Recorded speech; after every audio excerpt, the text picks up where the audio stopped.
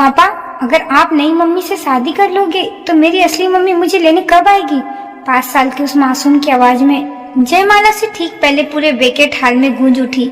मेरे हाथ में पकड़ी वरमाला जमीन पर गिर गई। कुछ सेकंड पहले तक मुस्कुराता हुआ दूल्हा आर्यन अचानक पत्थर की तरह खड़ा रह गया।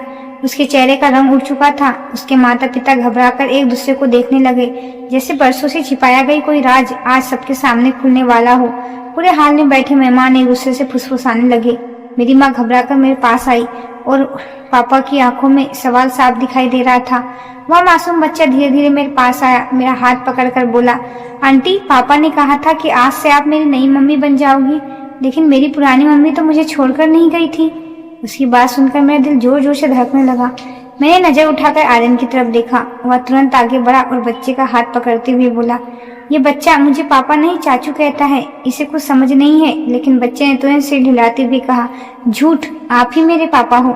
मेरी स्कूल की कॉपी पर भी आपका नाम लिखा है। यह सुनते ही पूरा मंडप खामोश हो गया।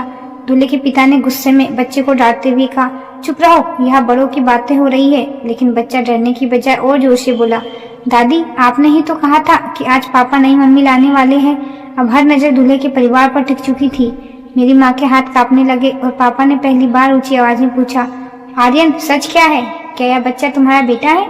आर्यन के होठ हिले, लेकिन आवाज नहीं निकली। उसकी चुप्पी ही सबसे बड़ा जवाब बन चुका था। तभी वेकेट हॉल का मुख्य दरवाजा खुला और एक लगभग 30 साल की महिला तेजी से अंदर आई। उसे देखते ही आर्यन के चेहरे का रंग पूरी तरह उड़ गया। महिला ने सीधे मेरी तरफ देखा और कांपती आवाज में कहा, रुक जाइए, यह शादी नहीं हो सकती, क्योंकि जिस सच से आपको अंधेरे में रखा गया है वह सिर्फ इस बच्चे तक सीमित नहीं है। पूरे मंडप में फिर से सन्नाटा छा गया। हालांकि आवाज सुनते ही पूरा वेकेट हॉल उसकी तरफ देखने लगा। उसने अपने कांपते हाथों से उस 5 साल के बच्चे को सीने से लगा लिया। बच्चा उसे देखते ही रो पड़ा और बोला, मम्मी, आपने कहा था पापा मुझे लेने आएंगे, लेकिन ये तो नई मम्मी से शादी कर रहे हैं। मेरी सांसें जैसे थम गई। मैंने आर्यन की तरफ देखा। इस बार उसने नजर झुका ली। महिला ने मेरी तरफ देखकर कहा, मेरा नाम काव्या है, मैं इस बच्चे की माँ हूँ। मैं यहाँ किसी का घर तोड़ने नहीं आई, मैं सिर्फ एक और लड़की की जिंदगी बर्बाद होने से बचाने आई हूँ। पूरे हाल में कानाफूसी शुरू हो गई। दूल्हे के पिता गुस्से से चिल्लाए, सिक्योरिटी, इसे बाहर निकालो, यह औरत झूठ बोल रही है। लेकिन तभी काव्या ने अपने बैग से कुछ कागज निकाले और सीधे मेरी तरफ बढ़ा दिए। इन्हें पढ़ लीजिए, फिर फैसला आप खुद करिए। मेरे हाथ कांप रहे थे। मैंने पहला कागज खोला तो उसमें बच्चे का जन्म प्रमाण पत्र था। पिता के नाम वाली जगह साफ लिखा था, आर्यन मल्होत्रा। आंखों के सामने अंधेरा छा गया। मैंने दूसरा कागज खोला। वह फैमिली कोर्ट की एक फाइल थी जिसमें आर्यन और काव्या के बीच चल रहे केस का रिकॉर्ड था। इसका मतलब यह था कि उनका रिश्ता कानूनी रूप से भी पूरी तरह खत्म भी नहीं हुआ था। अब पूरे मंडप में बैठे लोग आर्यन के परिवार को घूर रहे थे। मेरी माँ रोने लगी और पापा ने धीरे से मेरा हाथ पकड़ लिया। तभी आर्यन पहली बार बोला, नंदनी, मेरी बात सुनो, बात वैसी नहीं है जैसे दिख रही है। मैंने उसकी तरफ देखा और शांत आवाज में पूछा, तो सच क्या है? आर्यन कुछ बोल ही रहा था कि काव्या ने एक ऐसी बात कह दी जिसे सुनकर पूरे हाल में फिर सन्नाटा छा गया। अगर मैं आज यहाँ 5 मिनट भी देर से पहुँचती तो यह शादी एक ऐसे आदमी से हो जाती जिससे सिर्फ अपना अतिथि नहीं, अपना सबसे बड़ा अपराध भी छिपाया है। पूरे हाल में बैठे लोग एक साथ अपनी सीटों से उठ खड़े हुए। आगे क्या सच सामने आने वाला था यह कोई नहीं जानता था। पूरा वेकेट हॉल एकदम शांत हो गया। हर किसी की नजर काव्या पर थी। मैंने कांपती आवाज में पूछा, कैसा अपराध? काव्या ने मेरी तरफ देखा और बोली, आज से 6 साल पहले आर्यन ने मुझसे भी इसी तरह शादी की थी। उसने वादा किया था कि वह हमेशा मेरा साथ देगा, लेकिन शादी के कुछ महीने बाद उसके परिवार ने मुझ पर मायके से पैसे लाने का दबाव बनाना शुरू कर दिया। जब मैंने मना किया तो मुझे मानसिक रूप से इतना परेशान किया कि मुझे अपना घर छोड़ना पड़ा।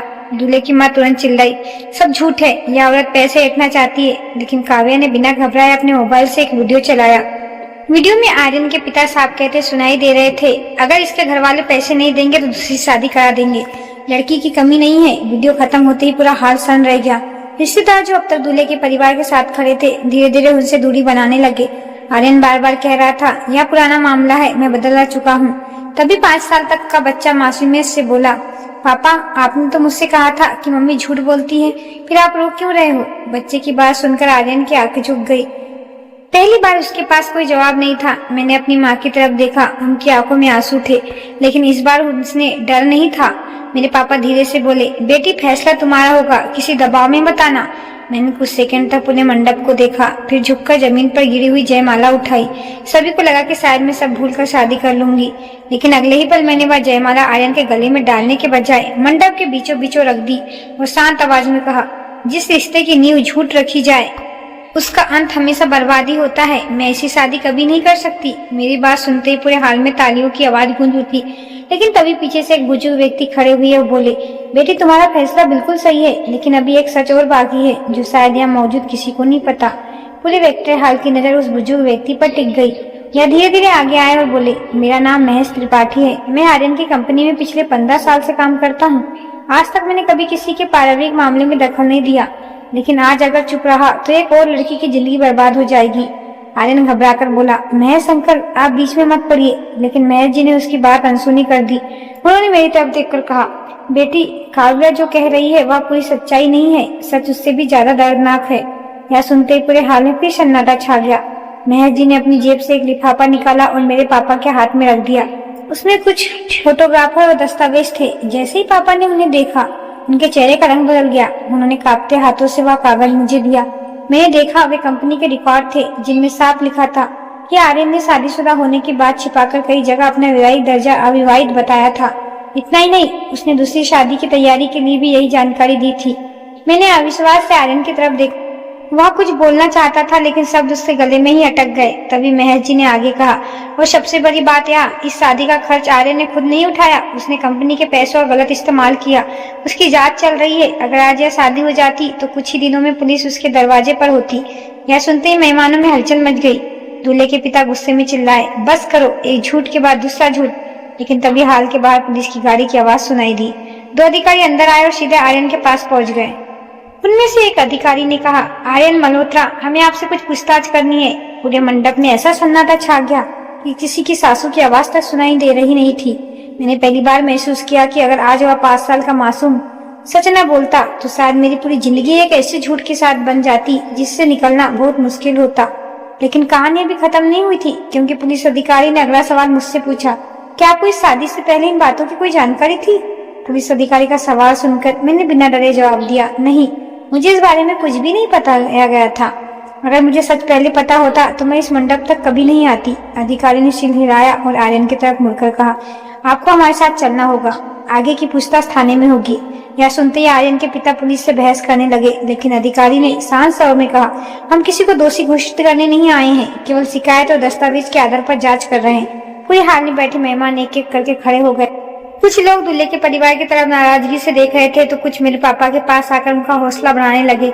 मेरे पापा की आंखों में आंसू थे। उन्होंने मेरा हाथ पकड़कर कहा, बेटी आज भगवान ने हमें बहुत बड़ी मुसीबत से बचा लिया। मैं कुछ नहीं बोली, बस उनके कंधे पर सिर रख दिया। तभी 5 साल का मासूम बच्चा मेरे पास आया और बोला, आंटी क्या अब आप मेरी मम्मी नहीं बनोगी? उसकी मासूम आवाज सुनकर पूरा हाल फिर भावुक हो गया।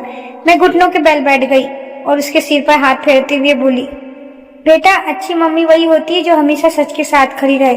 तुम अपनी मम्मी का हमेशा ख्याल रखना। बच्चे ने धीरे से अपनी माँ काव्या के हाथ पकड़ लिया। काव्या की आंखों में आंसू बह रहे थे।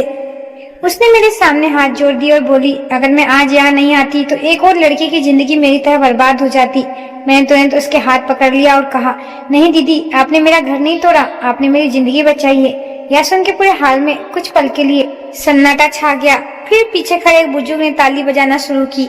धीरे धीरे पूरे हाल तालियों की आवाज में गूंज उठा। मैंने अपने हाथों की वरमाला उठाई, कुछ पल उसे देखा और फिर मंडप के बीच रख दी। मैंने सबके सामने कहा, आज यह शादी जरूर टूट रही है, लेकिन मेरा आत्मसम्मान बच गया। झूठ और धोखे पर बना रिश्ता कभी सुख नहीं दे सकता। मेरी बात सुनकर मेरी माँ मुझे गले लगाकर रोने लगी। पापा पहली बार मुस्कुराए और बोले, आज तूने साबित कर दिया कि बेटी कभी बोझ नहीं होती और पूरे परिवार की सबसे बड़ी ताकत होती है। उसी समय पुलिस आर्यन को अपने साथ लेकर बाहर चली गई। पूरा मंडप खाली होने लगा, लेकिन मेरे दिल से एक बहुत बड़ा बोझ उतर चुका था।